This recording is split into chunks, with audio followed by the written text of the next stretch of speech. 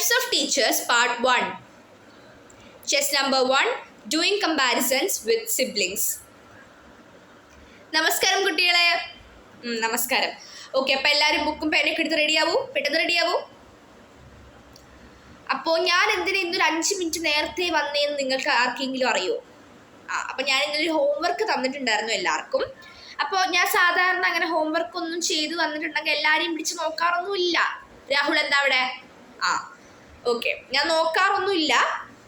പക്ഷേ ഞാൻ 1-2 പേരെ വിളിച്ചിട്ട് ആൻസർ പറയിപ്പിക്കുക ചെയ്യുക. പക്ഷേ അതിൻ്റെ ഇടയിൽ 1-2 പേര് ഹോംവർക്ക് ചെയ്യാത്തവർ മുങ്ങാറുണ്ട്. പിന്നെ എല്ലാവരും ഞാൻ പിടിക്കാമെന്ന് വിചാരിച്ചു. അപ്പോൾ എല്ലാവരും ഒന്ന് നോക്കാം. 5 മിനിറ്റ് നേരത്തെ അതിനാണ് വന്നത്.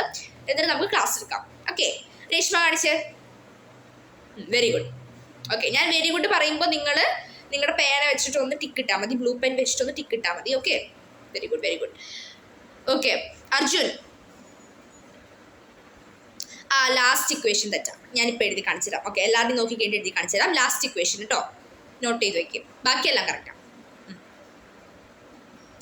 അരുന്ധതി നോക്കട്ടെ.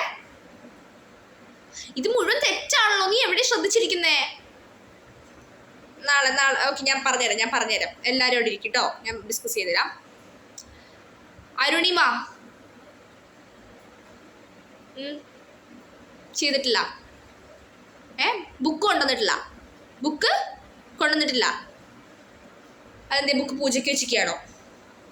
ലഞ്ച് ബോക്സ് എടുക്കാൻ മറന്നോ താൻ? ലഞ്ച് ബോക്സ് എടുക്കാൻ മറന്നിട്ടില്ല, ബുക്ക് എടുക്കാൻ മറന്നു. അതൊരു പ്രത്യേകതരം മറവിയായി പോയല്ലോ. പൊട്ടുകുത്താൻ മറന്നിട്ടില്ല, ഐലൈനർ വരയ്ക്കാൻ മറന്നിട്ടില്ല, ലിപ്സ്റ്റിക് ഇടാൻ മറന്നിട്ടില്ല, ഐഷാഡോ ഇടാൻ മറന്നിട്ടില്ല, കൺമഷി തേക്കാൻ മറന്നിട്ടില്ല, സൺസ്ക്രീൻ പുരട്ടാൻ മറന്നിട്ടില്ല, ഒന്നും മറന്നിട്ടില്ല. ബുക്ക് എടുക്കാൻ മറന്നു അല്ലേ താൻ? എന്തിനാ പഠിക്കാൻ വരുന്നത് താനൊക്കെ? ഞാൻ റൂം നമ്പർ 1 കൊണ്ടുപോകുന്നില്ല. ഞാൻ ബുക്ക് എടുക്കാൻ മറന്നു എന്ന് പറയണ്ട. ഹോംവർക്ക് ചെയ്തിട്ടില്ല അല്ലേ? അതല്ലേ റീസൺ. എടോ, തൻ്റെ ചേട്ടനല്ലേ അരുൺ? തന്നെ കഴിഞ്ഞ 2 വയസ്സിന് മുകളിലുള്ള എൻ്റെ സ്റ്റുഡൻ്റ് ആയിരുന്നു. അരുണിൻ്റെ പെങ്ങൾ തന്നെയാണോ താൻ? അരുൺ എന്തൊരു മിടുക്കനായിരുന്നു.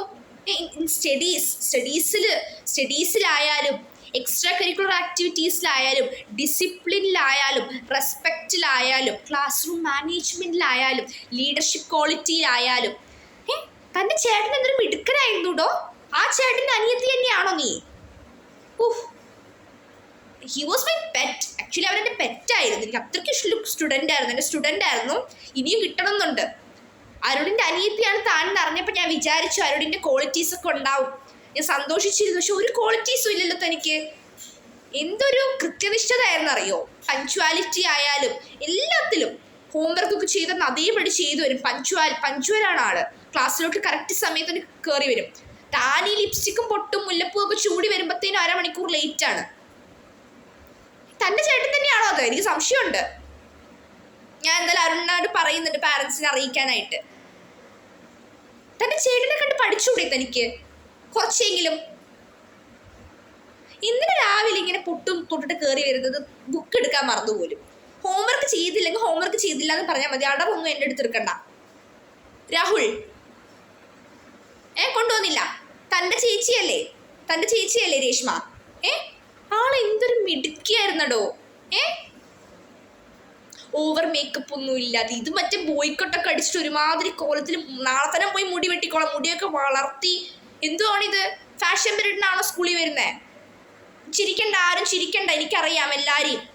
ആരോടെ ചിരിക്കുന്നേ? അർജുൻ എന്താ അത്ര ചിരി? നിന്റെ മുടി വെട്ടണം. എന്തുവാടോ ഇത്? ഫാഷൻ പീരീഡിനാണോ താൻ വരുന്നത്? രാഹുൽ ഇങ്ങോട്ട്. തൻ്റെ ചേച്ചി അതൊരു പെൺകുട്ടിയല്ലേ? ലിപ്സ്റ്റിക് ഇല്ല, പൊട്ടില്ല, ഒന്നുമില്ല. ഡീസൻ്റ് ആയിട്ട് വരും, ഡീസൻ്റ് ആയിട്ട് പോവും. ഒരു കച്ചറത്തരവും ഇല്ല. And in studies she was very nice. അത്രയ്ക്ക് മിടുക്കിയായിരുന്നു. എല്ലാത്തിലും എക്സ്ട്രാ കരിക്കുലറിലായാലും ലീഡർഷിപ്പ് ക്വാളിറ്റിയിലായാലും ടീച്ചേഴ്സിനോട് തരുന്ന റെസ്പെക്റ്റിലായാലും സംസാരത്തിലായാലും ഒരു ആക്ടിവിറ്റി ഏൽപ്പിച്ചാൽ ഒരു കാര്യം ഏൽപ്പിച്ചാൽ അത്ര കൃത്യമായിട്ട് ചെയ്തിരുന്നേ. നിന്നെ ഞാൻ ഒരു കാര്യം ഏൽപ്പിച്ചിട്ട് നീ ചെയ്തോ? ഇല്ല, എനിക്കറിയാം നീ ചെയ്യത്തില്ല. അത് മോളെ രേഷ്മ അതൊന്ന് മേടിച്ച് ചെയ്തേ അവൻ്റെ കയ്യിൽ നിന്ന്. ആ പേപ്പർ അവൻ്റെ കൊടുക്കുക, അവൾ ചെയ്തോളും. ഇവിടെ ഈ ക്ലാസ്സിൽ കുറച്ചെങ്കിലും ഉത്തരവാദിത്ത ബോധമുള്ള വളരെ കുറച്ച് പേരേ ഉള്ളൂ. രാഹുലിൻ്റെ ചേച്ചിയില്ലേ രേഷ്മ, എന്താ റെസ്പോൺസിബിൾ ആയിരുന്നു അവള്. ഭയങ്കര അച്ചടക്കമുള്ള കുട്ടി. എല്ലാ ടീച്ചേഴ്സ്, നീ വേണമെങ്കിൽ സ്റ്റാഫ് റൂമിൽ പോയി ചോദിച്ചു നോക്ക് നിന്റെ ചേച്ചിനെ കുറിച്ചിട്ട്. എല്ലാവരും നല്ല അഭിപ്രായം പറയും, പക്ഷെ നിന്നെ കുറിച്ച് ഒരാളും അഭിപ്രായം പറയത്തില്ല. എന്തുവാണിത്? നിങ്ങൾക്ക് എന്ത് റെസ്പോൺസിബിൾ ആണ്? എല്ലാവരും ഞാൻ പറയുന്നില്ല, വളരെ കുറച്ച് കുട്ടികൾ മാത്രം നല്ലതുണ്ട്, ബാക്കി എല്ലാവരും കച്ചറകളാ. അപ്പൊ ഇനിയിപ്പോ എല്ലാവരും ചെയ്തു അതിന്റെ വിശ്വാസം. ഞാനിപ്പോ എൻ്റെ വായില് എന്താ പറയാ, എൻ്റെ ടൈം വെറുതെ കളയുന്നില്ല, എൻ്റെ എനർജിയും വേസ്റ്റ് ആവുന്നുണ്ട്. അപ്പൊ എല്ലാവരും ബുക്ക് എടുക്ക്. ഈ ബോർഡിൽ എഴുതിയിരിക്കുന്നൊക്കെ നോട്ട് ചെയ്തിടും. എനിക്ക് കുറച്ച് നോട്ട്സ് കറക്റ്റ് ചെയ്യാണ്ട് ഒരൊറ്റ ശബ്ദം ഉണ്ടാക്കി പോകരുത്. എല്ലാവരുടെയും സിബ്ലിങ്സ് ഒക്കെ വളരെ നല്ലതാണ്. എനിക്ക് കുറച്ച് പേരുടെ സിബ്ലിങ്സിനൊക്കെ അറിയാം. എല്ലാവരുടെയും സിബ്ലിങ്സ് ഒക്കെ നല്ലതാണ്. പക്ഷെ അവരുടെ അനിയത്തിമാരും അനിയന്മാരും ഒക്കെയാണ് ഭയങ്കര സാധനങ്ങൾ. ഞാൻ എന്തായാലും രാഹുലിൻ്റെയും അരുണിമയുടെയും പാരൻസിനെ വിളിക്കുന്നുണ്ട്. അല്ലെങ്കിൽ ഞാൻ ചേച്ചീനെയും ചേട്ടനെയും കാണുമ്പോൾ പറഞ്ഞുകൊണ്ട് വീട്ടിൽ ചെന്നിട്ട് അച്ഛൻ്റെ അമ്മയുടെ അടുത്തും പറയാനായിട്ട്. അടുത്ത പാട്ട് അടുത്ത വീഡിയോയിൽ.